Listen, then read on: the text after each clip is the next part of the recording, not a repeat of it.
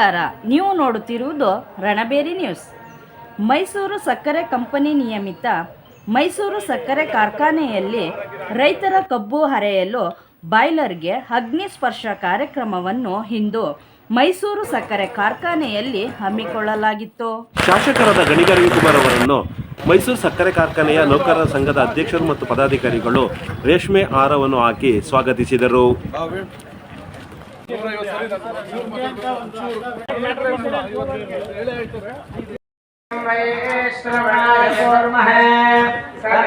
ಶಾಸಕರಾದ ಶ್ರೀ ಗಣಿಗ ರವಿಕುಮಾರ್ ಅವರು ಹೋಮ ಹವನ ಪೂಜಾ ಕೈಂಕರ್ಯಗಳನ್ನು ಪೂರೈಸಿದರು.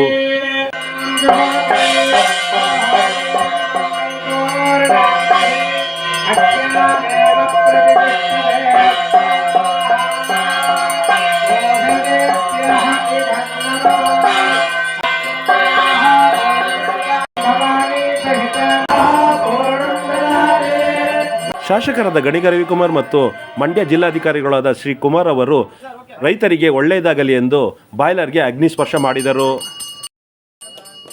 ಬಾಯ್ಲರ್ಗೆ ಅಗ್ನಿಸ್ಪರ್ಶ ಮಾಡಿದ ಶಾಸಕರಾದ ಶ್ರೀ ಗಣಿಗ ರವಿಕುಮಾರ್ ರವರು ನಮ್ಮ ರಣಬೇರಿ ನ್ಯೂಸ್ಗೆ ಸ್ವವಿವರವಾಗಿ ಮಾಹಿತಿ ನೀಡಿದರು.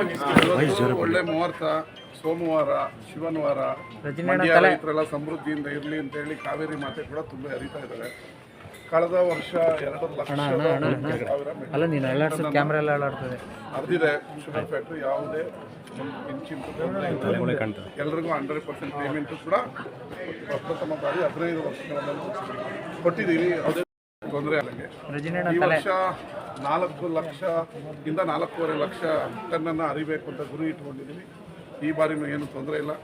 ಸರ್ಕಾರ ಕೂಡ 25 ಲಕ್ಷ ಹೆಚ್ಚುವರಿ ನಮ್ಮ ಅಧ್ಯಕ್ಷರು ಕೇಳಿದ್ದಾರೆ ಫ್ಯಾಕ್ಟ್ರಿ ನಡಿಬೇಕು ಅಂತ. CM ಕೂಡ ಬಿಡುಗಡೆ ಮಾಡ್ತೀವಿ ಅಂತ ಹೇಳಿದರೆ ಶೀಘ್ರದಲ್ಲೇ 20 ಕೋಟಿ ರೂಪಾಯಿನೂ ಏನು ರನ್ನಿಂಗ್ ಬಂಡವಾಳವನ್ನು ಬಿಡುಗಡೆ ಮಾಡ್ತೀವಿ. ಅದಾದಮೇಲೆ ಶುಗರ್ ಮಾರಿ ಮತ್ತೆ ಕೇಳಬಾರ್ದು ಅಂತ ಹೇಳಿದ್ದೀವಿ. ಶುಗರ್ ಫ್ಯಾಕ್ಟ್ರಿ ಈ ಬಾರಿ ರೈತರಿಗೆ ಈ ಸಕಾಲಕ್ಕೆ ಪೇಮೆಂಟು ಕೂಡ ಕೊಡ್ತೀವಿ. ಯಾವುದೇ ಆತಂಕ ಬೇಡ. ಆಳುಗಳನ್ನು ಕಳಿಸ್ತೀವಿ. ಖಾಸಗಿ ಶುಗರ್ ಫ್ಯಾಕ್ಟ್ರಿಯವರು ನಮ್ಮ ಪ್ರದೇಶಕ್ಕೆ ಬರೋದನ್ನು ತಡೆಗಟ್ಟಿ. ಲಾಭ ಇನ್ನೂ ಆಗಿಲ್ಲ.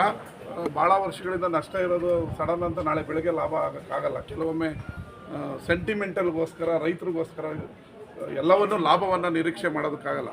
ಈಗ ವಾಣಿಜ್ಯ ಚಟುವಟಿಕೆಗಳನ್ನು ಕೆಲವೊಂದು ಆರಂಭಿಸಬೇಕು ಅಂತ ಡಿಸೈಡ್ ಮಾಡ್ತಾ ಇದ್ದೀವಿ.